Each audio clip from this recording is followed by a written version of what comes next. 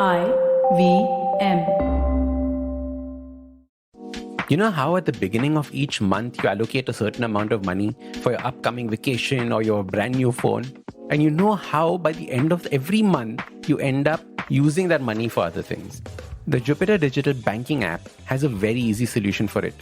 Their Money Pots feature helps you save money more efficiently. You can create a pot and set aside money to reach your goals, whether it's that Maldives holiday or that latest phone. But if there's an emergency, this money can be withdrawn from the pots at any time without any charges. There are no restrictions at all. Check out jupiter.money to find out more or download the Jupiter app on Android and iOS to get started. Hello and welcome to the Habit Coach podcast. I am Ashdin Doctor, your habit coach. And today with us we have Kass Thomas. Now this is part 2. In the first part, we discussed understanding communication from first understanding yourself, communicating with yourself, and understanding that all communication first begins with that uniqueness of yourself. So do go listen to that so that it puts all that we're discussing today in context. Today onwards, in this particular podcast, we're going to be discussing the last aspect, which is understanding how do we connect with the world around us and how do we communicate with the world around us. So enjoy. So this is all work that we do on ourselves, right? Understanding ourselves, understanding our barriers, understanding them, bringing them down. Now, how do we translate that into the external world? Now, how do we understand other people? How do we understand different aspects of life? Absolutely. And well, the third phase, which is step 5 and 6, is reconnecting. Reconnecting not only to you, but reconnecting with others, and from a different position, from a different space. So reconnecting with people once you've connected with yourself. Because if you can imagine, a tree, the tree has a trunk, it has roots, and it has branches, and it has, leaves or flowers off on those branches, So if you are connecting with one of those leaves or flowers off on those branches without first connecting with the trunk and the roots, right, you can fall, you can crash, you can, break some parts of you. So that connecting with you from those roots of who you are, from that rhythm, that vibration, from the trunk, then the branches can go out and reconnect with so many others and so many other things. And just nature is so amazing that way. And I know you're looking at the at the water from where you are. So knowing that flow. And so reconnecting with people once you've reconnected with yourself and being willing to really engage with them in a very different way. Sometimes the way people talk, step 5 is engage, when you're reconnecting, the way people speak to us may seem aggressive, may seem judgmental. The majority of people are so busy judging themselves, they really don't have time to judge you. So true. They really don't have time to judge you. And so the way they're saying something or communicating something is their unique way of communicating up until now. So if we're not seeing or hearing someone just from one angle, but willing actually to see and hear them from many different angles, what is it that's going on in their life today, that may have them responding or communicating with you in a way that doesn't seem so kind. So being willing to see, that maybe they have never been, spoken to in a nice way. Maybe they've never been asked something. Maybe they've never been engaged with by the way you are. So if you're those first 4 steps, connecting with you, knowing your magic, show me the magic. Step 2, talking with your body, really getting in touch with your intuition. Step 3, lowering your barriers. Step 4, going beyond the veil. When you begin reconnecting with people and engaging with people from that perspective, the way you are communicating with them is quite different than anyone else. And so you're looking at them with that curiosity that you have, and it's already such a different approach. So watching and seeing how it shows up for people when you're being that way and how they respond to you will continually delight and invite you to engage with them in different ways. when you're willing to go beyond the veil, not only do you see yourself in a different way, but you see others in a different way as well. So it seems like that's all about you, those first steps, but it's actually an invitation for you to see and receive others in a different way, so that when you begin reconnecting with them, you're actually invite for a completely different reality. So that step 6 is about expanding your zone. And so that you just don't have to talk to someone about one thing like communication. You can talk about dogs and animals and and the sea and something else, right? But expanding your zone, because sometimes we think, oh my gosh, I've never studied this. I don't know about this. I don't know what to say. This is a topic I've never addressed before. And if you expand your zone and go beyond what you've learned cognitively, you actually start connecting with things that have shown up in your world that maybe you haven't even, acknowledged, or you haven't looked at from a different perspective. Expanding your zone is about not only mental, but also, your intuition and your history, but it's also physical, because sometimes people, when we're engaging with people, famous people, or rude people, or, a huge public that maybe we're not comfortable with, sometimes it collapses us. Sometimes we feel really so nervous about it. And that is influencing the way we communicate. So expanding your zone physically allows you to not collapse, and expanding your zone mentally and your knowing, as we say, you're beyond your cognitive knowing, accessing your awareness, allows things to show up in a conversation that you might even approach that conversation by saying, I'm not sure why this is coming up for me. Maybe it has nothing to do with you, but do you know anything about? And the moment you say something, watch what the other person comes up with. They might say, oh my goodness, I can't believe you said that because I was thinking about that today, right? And that goes in one direction.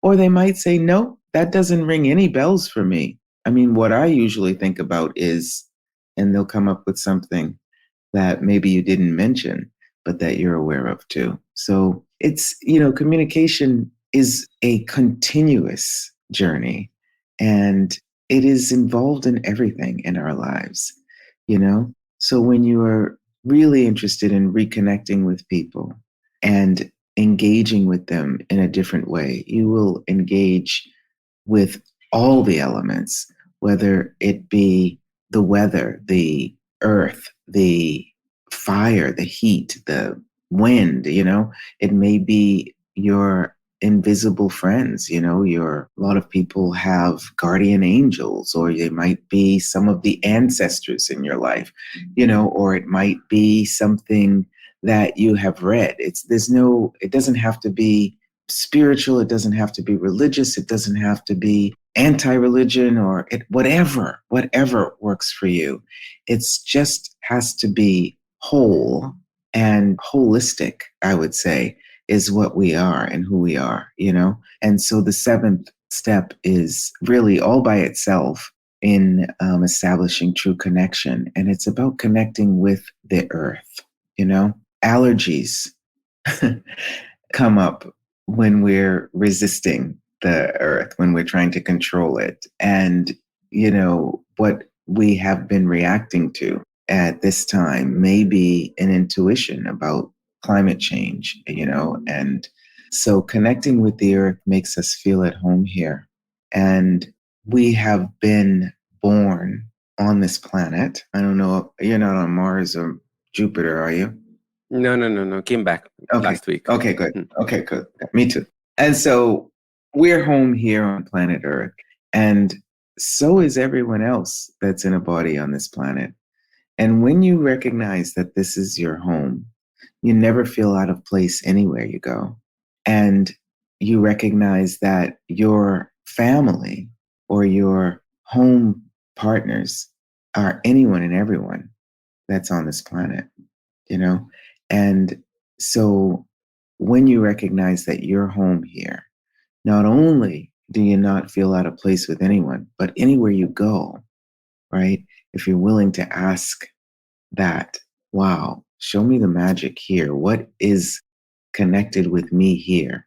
And like I said, when I traveled to India for the first time, yeah, I felt very much at home. And this dear friend of mine now, it was about 7 years ago. Seven's an awesome number.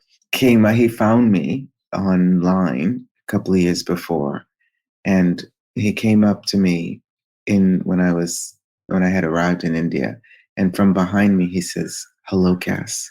I'm Ratan Deep. Welcome home. Please come and have a seat at the table with your family." How lovely. How lovely. I'm so glad I didn't have on mascara. I just spent the whole time in tears. But I feel that way, I do feel that. I mean, this was particular, a dear friend, but I feel that way in different places that I go because every place, I mean, on this planet is home because we live here. So when you are really connected with yourself, disconnected from who you are not, the walls, the barriers, the masks, the veils, you're able to reconnect in a very different way and establish true connection when you're feeling at home. It's so simple, darling. It's so simple and it's easy, but it's not stupid, just like us. And it's very deep and profound, like the roots on the trees. Yeah. And while you were talking about this, Cass, I was thinking about how there are so many people who just struggle with the world around them. Like they're constantly in that state of struggle, struggle, struggle, struggle, fight, fight, fight, fight, instead of that state of acceptance like you were talking about. And I loved your analogy about allergies, right? Like allergies is nothing but you fighting that. Absolutely. Habits are things that people can do every day to combat this.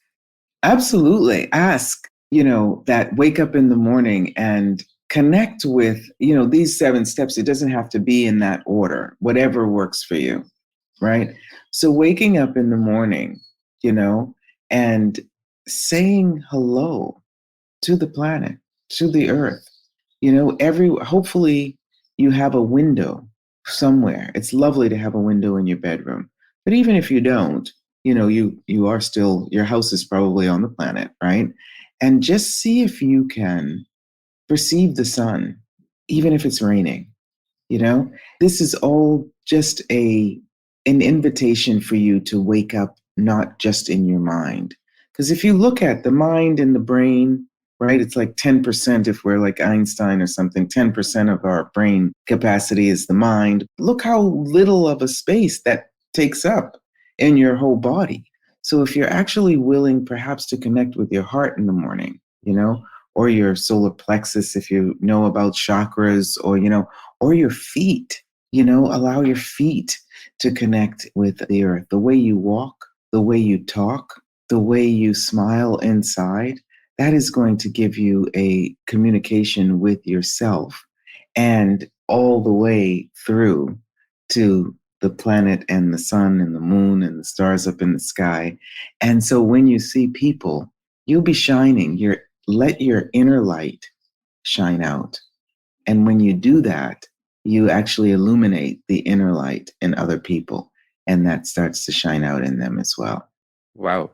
Just the simple practice of creating that connect, like you said, just like, what are your feet feeling? And your feet are on something. That's what gravity does to you. So what are they feeling? How are they connecting? Just being aware of that is communication with the world around you and being connected with the world around you. Absolutely. And recognizing that you are allows you to know that when you get overwhelmed with thoughts or worrying about something, in your mind, that it may not be yours. So, truth, who does this belong to? Right? And when you say truth, right, nothing that is a lie can actually stay with you. Truth, who does this belong to? Truth, is this mine? Right? And if your breathing changes or you feel a little relaxation in the millisecond after asking that, you know that it wasn't yours. It's your intuition, it's your awareness, right?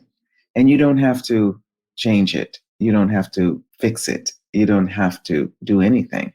Just be aware of it, right? And then when you're really beginning your day and walking through it and something shows up, you sometimes have to go through a lot. But if you're wanting something, be clear about what you'd like to have in your life, what you'd like to have in your communication. What is it that you would like to do, be, have, create, generate with yourself and with other people? And when you're clear about that, you're willing to do whatever it takes to allow that to show up. Lovely. We're going to take a quick break. See you on the other side. Hey, it's been another great week on the IVM Podcast Network. On Think Fast, Varun and Suchita do a rundown of the Zilingo drama and discuss Amazon Prime's show slate. On The Wired Talk, Siddharth and Professor Ashutosh Varshni comment on the rise of communal violence in India. On Big Talk About Tiny Humans, Devi Shobha and Meghna share a 5-step action plan to move away from the habit of yelling at your kids. On All Things Policy, the Takshashila folk discuss how NFTs could revolutionize policies. And on Hans Vani, a cook teaches the art of living to neglected children in the story Bacche or Bawarchi. Do follow us on social media. We're IVM Podcast on Twitter, Facebook, Instagram, and LinkedIn. And remember, if you're following this show or any of our other shows for that matter, please do tell a friend. Word of mouth is one of our biggest, most helpful things you could do for us. We'd really appreciate that. And also, don't forget to rate us on any of the platforms you're listening on. And you can also check us out on YouTube. Go check out ivmpodcast.com/YouTube. You get a list of all of our YouTube channels there. We're also doing a small listener survey to better understand how you respond to our shows and the advertising on the network. We would really appreciate it if you could spare a few minutes to fill it out. It's at ivmpodcast.com/survey. This really helps us build better shows for you. And finally, we'd like to thank our sponsors for this week, SBI Life Insurance, India Water Portal, and Jupiter, a digital banking app. Welcome back. All right, let's jump into the conversation. When was the first time you discovered this art of writing down your intentions? Like you just said right now, be clear on what it is that you want. When did you do this for the first time in your life? Yeah. Well, I'm not sure I always write them down, but what I'm really clear about is the atmosphere, right? Is the way we say it, the energy I'd like to have in my life. And, my first time acknowledging that, I have to say, when I was a child, when I was about 8 years old, I was in my elementary school in Boston, Massachusetts, and I had this teacher who would write on the board every day in French, "Good morning, today is Monday. Good morning, today is Tuesday. Good morning, today is Wednesday." Bonjour, aujourd'hui est lundi, right? So it started then for me after, imagine, from September to June, every day getting that. I remember saying to myself, you know what? One day I would like to live in Paris. I'm going to live in Paris and I'm going to speak French. I didn't remember saying that to myself at 8 years old, right? But when I was going to go into university, somehow I knew I didn't want to stay in Boston, which is a bit strange for people because it's one of the cities in the world with the most universities, Plus I was getting a scholarship to go to the university there. And I knew that what I wanted in my life, I wasn't clear that it was to move to Paris, right? So you're saying like having, writing it down. What I was clear about was the energy of it. And I knew that the energy of it was not, the atmosphere of it was a bit bigger than Boston, which has less than 1 million people in it. And so I went to university in New York. Of course, my headmaster at my high school was like, "What? Are you crazy? Ah." My parents were like, "What? Are you crazy? Ah." I went to New York and I discovered there that they had a program where you could go in your third year of university for a year in Paris. Of course, my dad was like, "Don't study French as your major. You'll never get a job. Why are you studying French instead of Spanish? It's the second language it's going to be in this country." And I was like, "You know what, Dad? If it's going to be the second language and everyone's learning it, I'll do it. I want to do this." So I went to France for a year and it was amazing. I lived in Paris for a year and traveled to Rome with my mom when she came to visit and all over Europe. And I'm now living in Rome for over 25 years. And so I did go back to New York. I did complete university. I did marry someone else for 10 years. I did, all of that. But when, you asked me, when did it come up for me? It keeps showing up for you in different moments. So after recognizing that what the energy, the atmosphere that I wanted in life wasn't going to work with that marriage, wasn't going to work with that career. It was hospitality, even though it was great. I studied journalism. Journalism, it wasn't going to give me the atmosphere I was looking for. I went into hospitality, loved it. 10 years, won awards for the, concierge of the year, all that. And then when it changed, I wasn't clear on what it was. Everyone was like, "Are you kidding? You've got a great career, keep going." But I knew that there was something else that I desired. So my suggestion to people is, please connect with you so that you can follow your intuition and make the choices in your life that open up more possibilities that not only will contribute to you, but will contribute to the world. I've been living here. I got introduced to a lovely family, lovely living. And I remember I wanted even more, more. So I was like, okay, what's happening? What is it that what else is possible? I was asking myself something like that. And Deepak Chopra, who lives in the United States, but whom I had studied all of his books, came to Rome a week after I asked myself that question. And I brought him my old dusty books and he signed them for me. He was like, "This is old." And a girlfriend of mine came who had introduced me to my current husband years before. And she introduced me to Access Consciousness, which expanded even more my world. And I invited Access to Europe and began expanding the languages of Access Consciousness and began writing books and began opening up, my programs, communication training, 7 steps, and project development, Dancing with Riches. And it's not over yet. It keeps evolving. So having clarity about what you would like to communicate with people and what you would like to receive out of this lifetime may not be a specific, but it's okay if you have something specific in mind. Because if you write that down and you begin that journey, maybe there'll be so many different branches that show up, so many different side roads that show up, that you have to take those first steps before they are actually the bridge of possibilities lights up. Oh, and you won't even know when you're taking those steps. They happen so subtly. Cass, I want to deep dive into one aspect that you said, which was that I felt that there was an energy shift. And like you said, that it is the energy that creates that intention first. Can you describe that energy shift? What are the tangible things that happen? Because I know exactly what you're talking about. I want the listeners to understand what was that energy shift that you felt, so that if they're going through something similar right now, they know that's what it is and shouldn't be scared of it. Absolutely. And that's awesome. Thank you for asking that. And of course, I do want to hear about yours too. But maybe I'll do a podcast and you'll come on and tell me about it. When I was working in the hospitality industry, I had like 6 months after 8 years, 6 months that really changed my life. The business closed, and people were asking me to come and work at other hotels, and they were really amazing, 5-6 star hotels in New York City, and they had known me for years, the people, and I was about to do what I thought, the regular thing to do, which is get another job immediately. I couldn't get in the cab. It was my body was shaking physically, and I was all dressed up, all made up, ready to go. And for some reason, it was a no in my world. I didn't understand it. I called them and I said, "I'm really so sorry. I'm really not sure what's going on. I'm not able to come to the, interview." That was just, a routine interview because they had already hired me. I said, "I get that there's some kind of change that needs to happen in my life, and I don't know what it is. And I'm really grateful for you."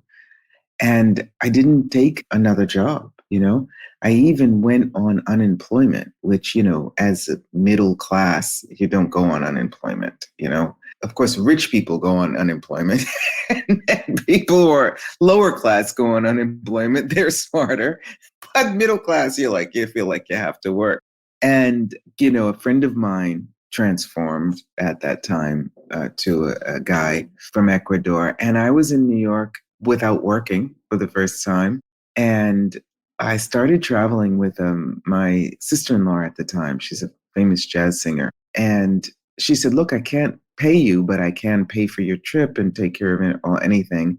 And since you speak different languages, I spoke French and Spanish at the time and English, you can travel with me to Europe and organize my band, So because I had done hospitality concierge, so I knew how to whatever. People hear that and they're like, oh, you know how to do whatever. So I started traveling with her. You know how to do everything. That's what a conscious like. You name it, I know how to do it. Yeah. Or I can learn it.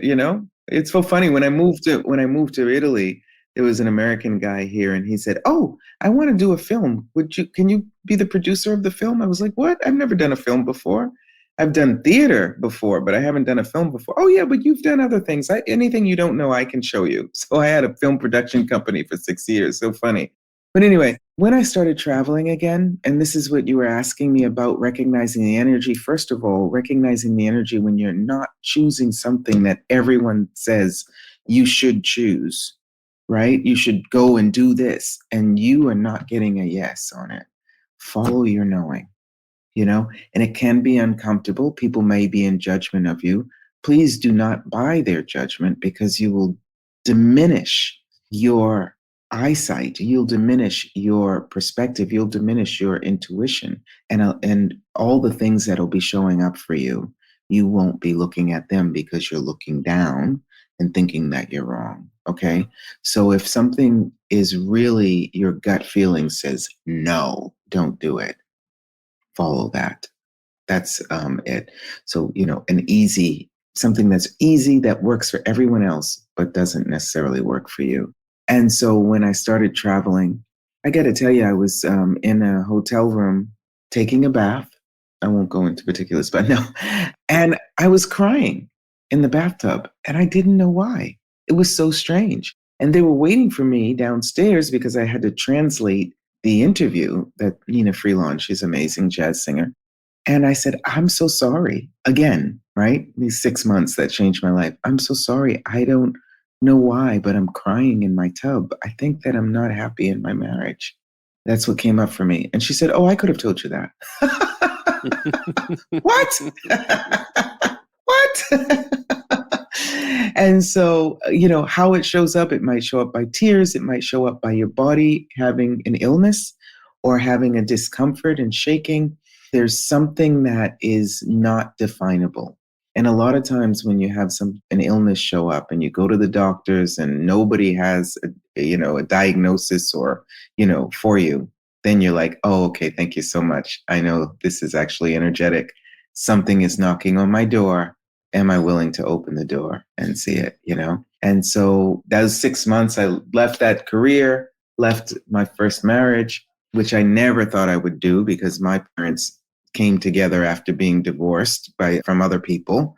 And I was like, I'm never going to do that. And a friend of mine, left. A dear friend of mine left the planet. So, and a year and a half later, I moved to Italy for love. I had been doing the first years of my life with my mind and with my, career and job and all that. And I started following my heart, and it has kept me alive and lively and exuberantly, creating abundance in my life. I'm so grateful. Yeah. Spot on.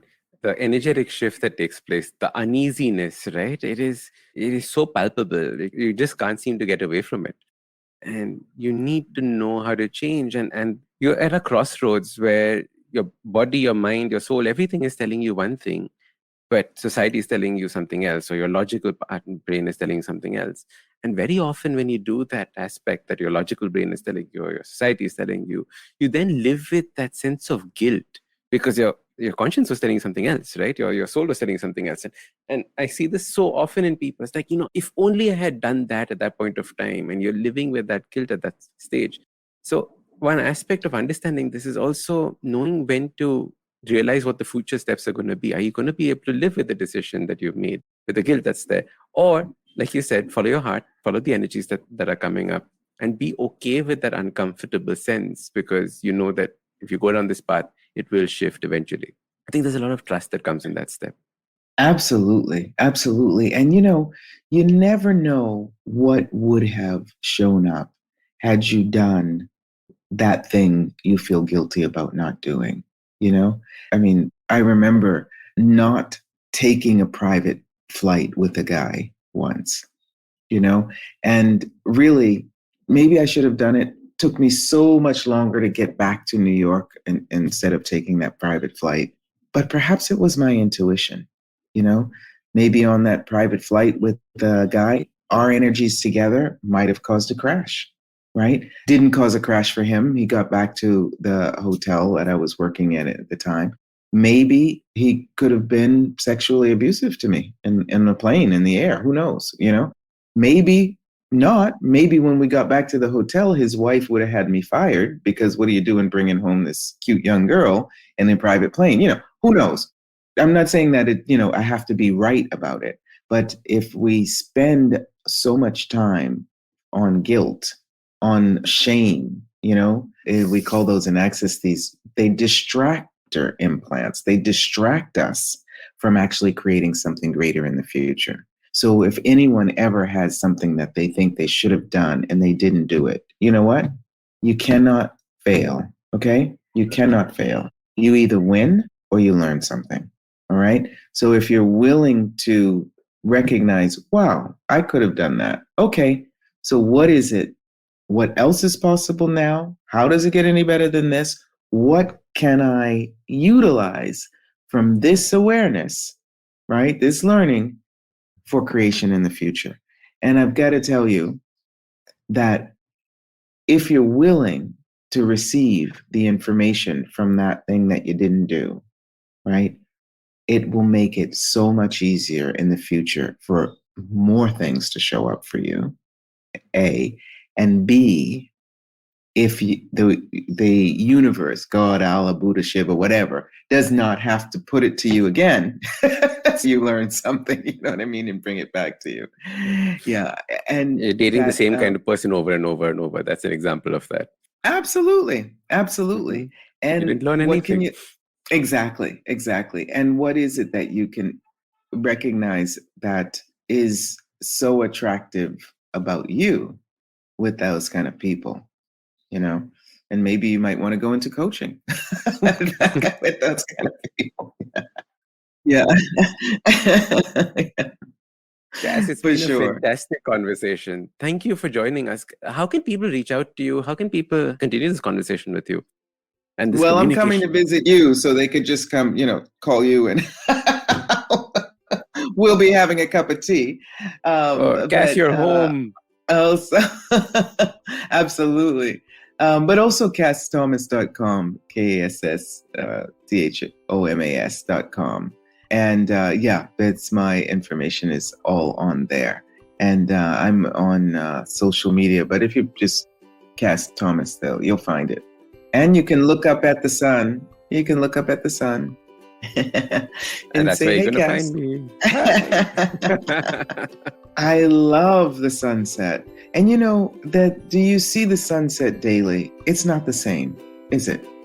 Somehow it doesn't feel the same. It's unique and different every day. And that's just like us. If we're willing, we're unique and different every day and enjoyable. Yeah. Lovely.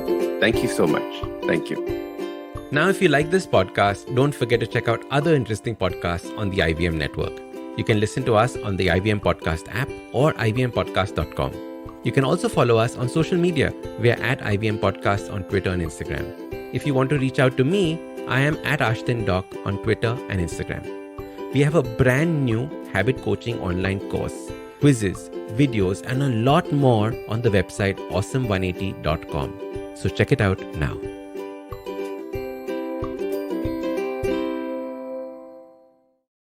What is the workplace and how does your gender and body affect your right at work?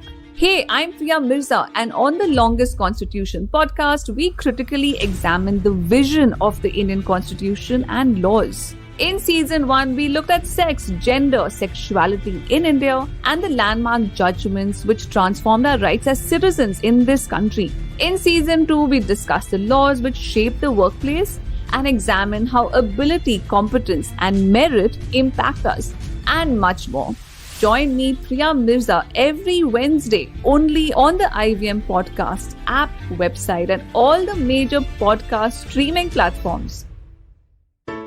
There's a quick survey to fill out on ivmpodcast.com/survey. It lets us know a little bit more about who's listening to us. And you know what? We're going to do a few prizes. So, we'll do a random drawing of maybe 10 people and we'll send you all some swag. Remember, that's ivmpodcast.com/survey where you can fill out the survey.